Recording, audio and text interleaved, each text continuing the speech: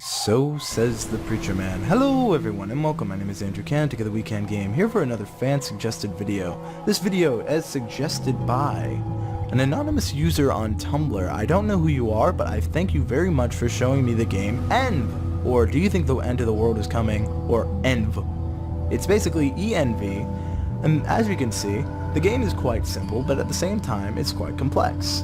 There is a beam of light destroying the world around us, and our only friend, if you could so loosely call it, is this sphere that is floating around, and it drops food and tech pellets.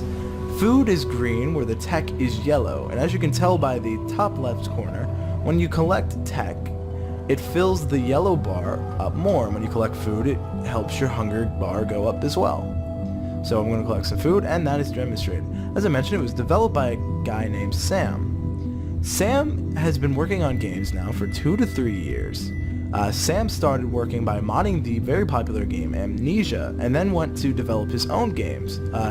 He mastered some game engines, and one of them is Unity, which is what this game is created on. Now, it's very important to note that this game is not finished by any means, but this is a base level for the structure he wants to be, and it's very close to what the game will be like. I don't know exactly all of his plans, but I can't wait to see what he's going to do with this game, because as I mentioned, it is a lot of fun. It's a very simple design, but the fight for survival is the best part about this game. You really feel like you want to make it through. You want to know what's going to happen. You don't want to die, and it's that human instinct that really fuels you just to try to do your best. You don't know what's going to happen, but you want to make it through. What happens at the end? Now, this game is very fun, but I will say it does have a few issues, and it's only very minor issues, and I'm just going to cover those very quickly here.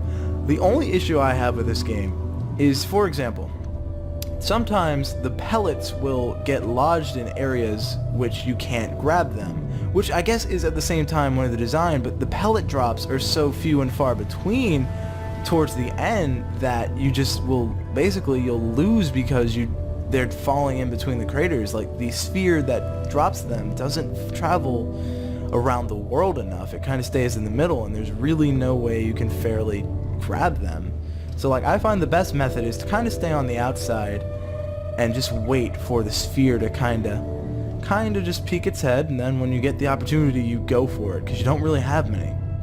Now, this game's a lot of fun, and one thing it reminds me of is, you know, in cartoons when you used to see, like, they'd grab a magnifying glass and they would point it at like a colony of ants, and you would just watch the ants fear as the world around them was falling apart. That's kind of the idea I get when I play this game. I talked to Sam, and he said it was based on all the news outlets and things, and just seeing how much we're destroying our world.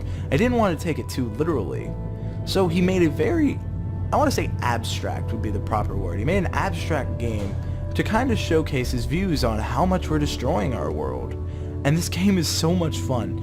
You have 6 minutes to survive for this base level. As I mentioned, I'm going to put the links in the description where to get this game. Very fun, very addicting, and I find myself, I've beaten this game only twice. It's very challenging, but every time you beat it, you get this sense of accomplishment, and hopefully, hoping here, that I'll be able to beat it. I don't know. I want to, and that's what I'm shooting for. The blue under us, you can probably hear by the waves, is basically water, and you don't wish to drown. So we're trying to survive. Now, there's many obstacles. Obviously, the world falling apart, the biggest, but the water is another one. I've gotten 2 tech. Come on, drop some food, drop food. He didn't drop any. See what I mean? It's kind of luck-based, if you get food or not. And I wish it was a little bit unluck-based, but it adds to the tension for sure. Gotta find food. Actually, this section doesn't seem to be... Come on, come on. Food. Yes! Oh, man. Finding food, especially now. Alright, we're gonna make it, because we have less time to survive and more food, so I'm just gonna stay on the outskirts. But one thing I really want to see...